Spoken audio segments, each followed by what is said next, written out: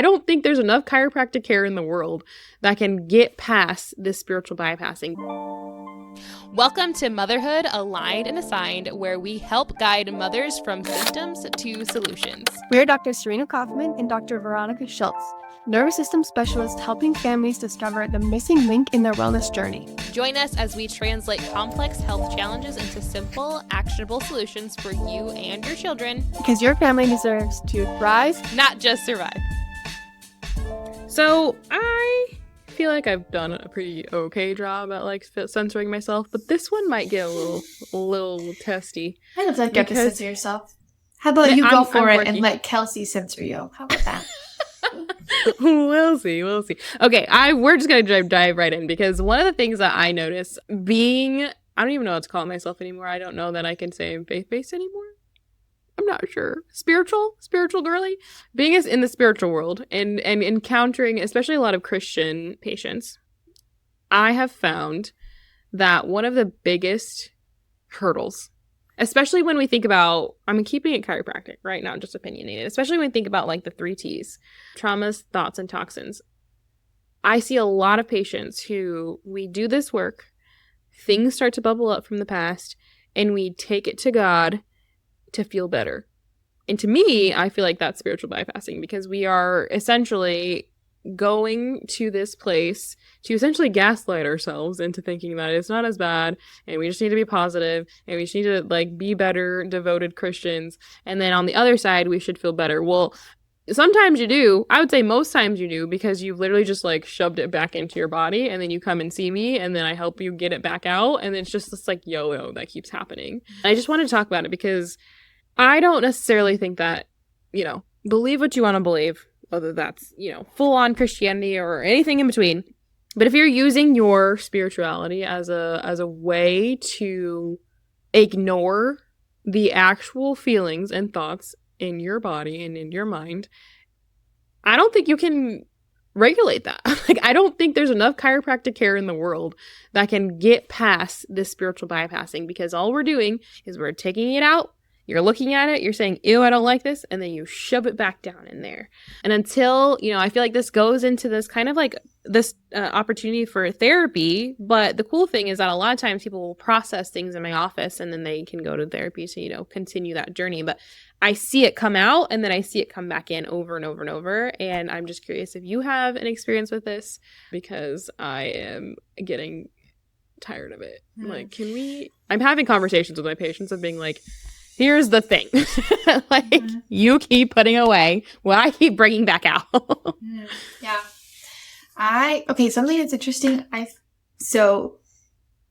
was in the Bible Belt, would you say? I would say. Like by default, people are Christians. Yeah. Boise is not. Oh. So by default, people are atheists or agnostic. Interesting. Here. Or like Mormon. Oh, what a different. I would say most of my people are Christians. And I don't see Mormons because they only see each other. So technically we're not in the Bible Belt. We're just above it though. We stop at Lake Missouri. But yeah, it definitely the Midwest, is up here. Yeah.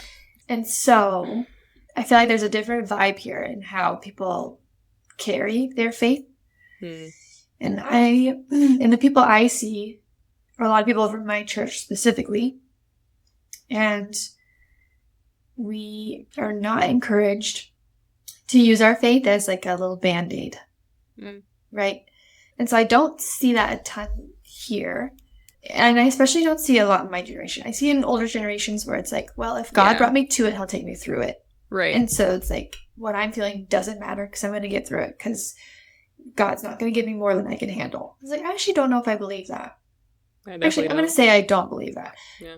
One, this might turn into like a theology session. It's like, how deep do we want to go? One, I don't think God creates suffering. Right? God is good. I don't think he's like, you are going to have cancer. You are going to have this ailment. I'm going to take this child's life from your family. He doesn't create that. Right? We live in a fallen world where there is sin and there is suffering, and that's a part of living apart from God. That's from my understanding. That's what I'm rolling with. And so we are going to experience potentially very difficult things that God did not necessarily put on us. Right? He didn't choose us to experience a very difficult thing. What we can do is we can lean on him in very difficult things. The leaning on him and like fully using him for comfort is very different than saying that he's got you and not really doing anything else about it, or just like using it to shove it down. I think there's a difference there. There's a difference between fully surrendering and allowing God to comfort you versus, oh, if he gave this to me, I just got to be tougher. Yeah, that's like the culture though, right? Yeah. It's like just toughen up. I don't feel that culture here. I don't feel that toughen up culture here. That is as much. Yeah. I mean, there's other That's stuff. interesting. Like, yeah. And maybe I'm just blind to it. But yeah.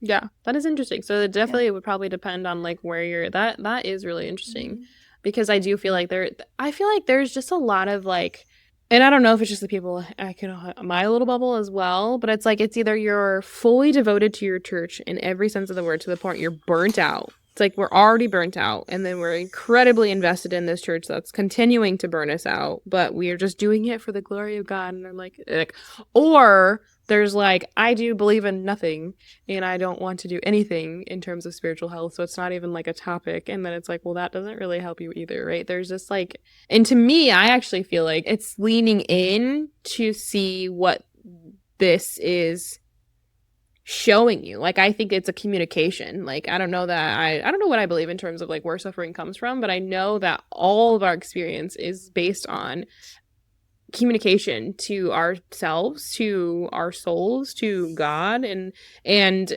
when we, to me, I think why I'm feeling so like on edge about this topic is that like you're shutting down the conversation before it even begins. It's like I'm seeing patients go through some of the hard, and I'm not saying it's not hard, right? Or not, it's like the worst thing ever to want, like just like try and understand it. But I'm seeing patients go through some of these terrible, terrible things, and it's like kind of like you said, just grit your teeth and bear it. It's going to be over soon. And I'm like, that literally is like, what is your body communicating to you? What is your mind communicating to you? What is God communicating to you? You're not even hearing any of it because you're just trying to like get through it instead of like understand what it's trying to show you in the first place.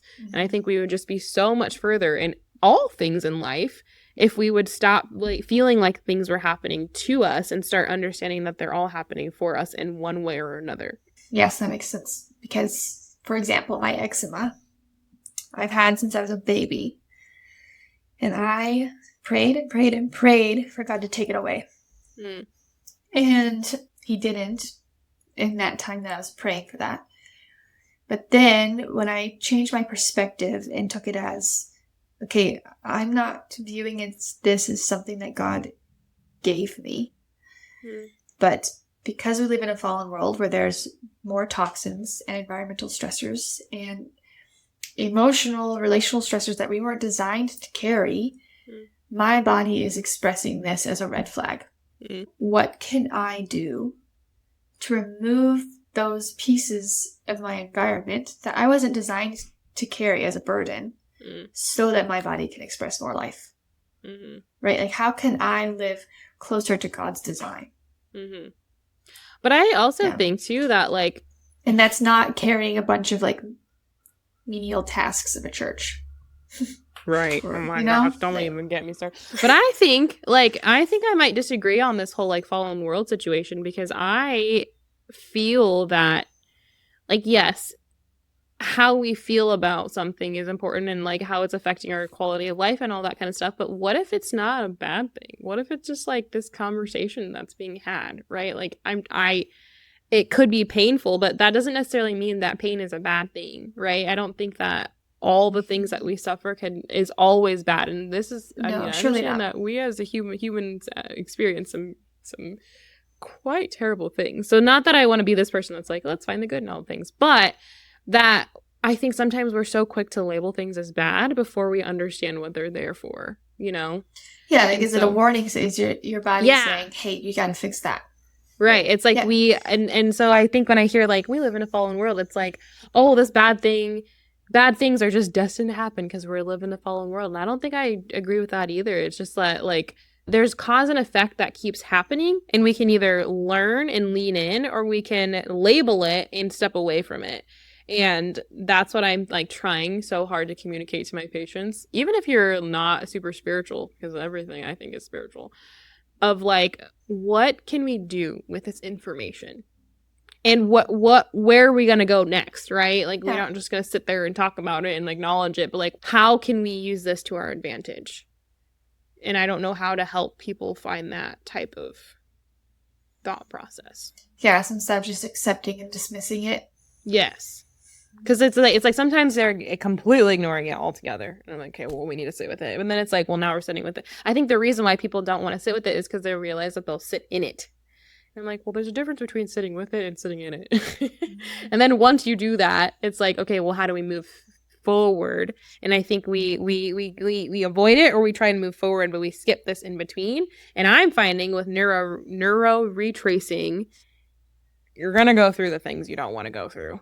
So, like I said, if we this work together, we do it together, and we bring this stuff back up, and your brain remembers a time that it shoved down, you have the choice to shove it down again, and that is where our work will end, or to kind of move through it with this spiritual lens that everything is working out for our greatest good. So yeah, it's almost like and we I'm not need that saying positivity, but we don't want to smack it on top and make it like a distraction. Yeah, and like the suffering that you go through, you can use to refine you. Right? I don't know if God creates suffering to refine us, but we can take the opportunity of suffering and be refined by it while leaning on God. Right. Yeah. That doesn't answer your question, but I feel like that's a therapist's job. Yeah. That's where I'm like, yeah. I'm out. You should do something about that, but I'm out.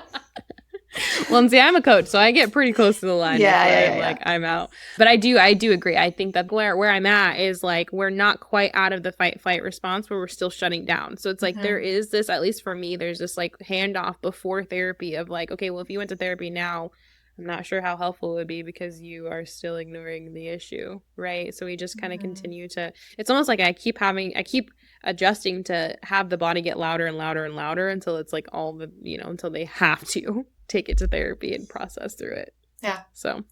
Well, in the therapist that I've spoken with, she likes the idea of kind of like being able to hand patients back and forth to each other.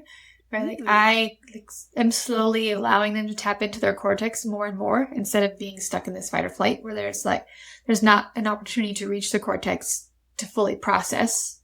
Yeah. So unlock a little bit, hand them over to her. She helps them organize, come back to me. Unlock a little bit more. That makes so much sense. I feel like I need to find someone who is... Right now, I'm just kind of like, okay, it's time to see a therapist. I don't have like a therapist to send them to. So I do think that makes a difference. But yeah. Just thought it'd be an interesting conversation. Yeah, and my therapist, she earned her PhD while she was a nun. Oh, wow. So she comes from this big Catholic situation. Where, a lot of things was like, suppress that. Yeah. God, like, if God brought you to it, he'll get you through it. Right. I don't know if that's like a West Coast Catholic thing, but that's certainly a Midwest thing. Yeah. Or like a Southern thing. But she's like, no. Right, so she's kind of reformed her faith since she wanted to get married. So she had to leave. She had to get out of there. And she has a very interesting perspective on faith now. That's really cool. Where she's not going to let you just repress something with the guise of God's got my back. Religion, yeah.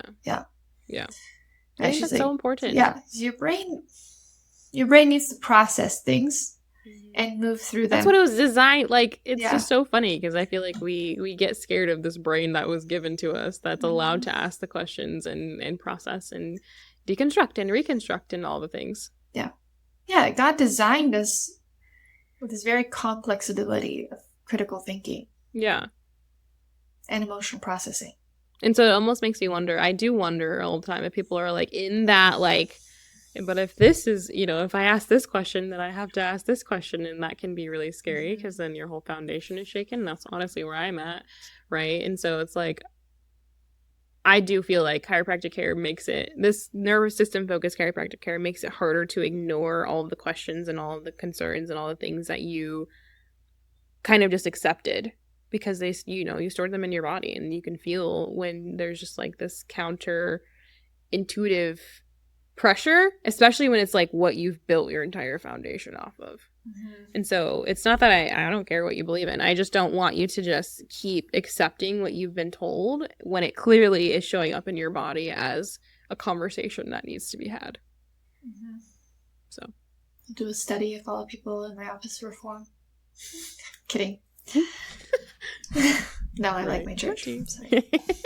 I'm just curious if anyone, you can always DM me, since I was kind of the one that opened up the conversation, on the, like, what your thoughts were, if you have questions or concerns, or if you absolutely disagree. I would also love to hear just like what that process looks like, because I think I'm tapping more into, I think the cool thing that I'm learning, and I feel like this is opposite of what most churches teach, but I think when you need to have a better connection to yourself before you can have connection to God, in my opinion.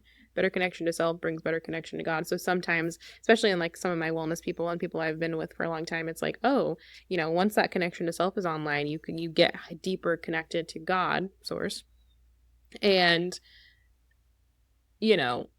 some of those questions come up that are harder and harder to ignore. And so it just kind of, it's fun getting to see that whole process play out, but then also keeping in mind, like, it would be nice to have someone that makes me think of like, okay, it would be nice to have someone who's a little bit more neuro-focused when it comes to therapy, because that is a very important part of, having that support as you go deeper into that realm of things. Yeah, I feel like our brains are this strange middle place between physical and metaphysical, spiritual. At all times, yeah. Yeah. It's very interesting. Yeah. It's like electrical stuff going on. And now we're like, wait, is it electrical, or is that just the best way we had to explain it? And we don't even understand electricity that much. Yeah, right. Anyways. All things are energy. This is where you're going to understand where I believe. All right, friends. Well, this one's kind of like an off topic, but let us know what you think. Like, comment, subscribe. Thank you for joining us on Motherhood, Aligned and Assigned. We hope today's episode helped you connect the dots in your family's health journey. Remember, this is where nervous system health meets motherhood wisdom. Until next time, we're Dr. Veronica Schiltz and Dr. Serena Kaufman, supporting you as you nurture your family's well-being. Because when you're aligned, everyone thrives.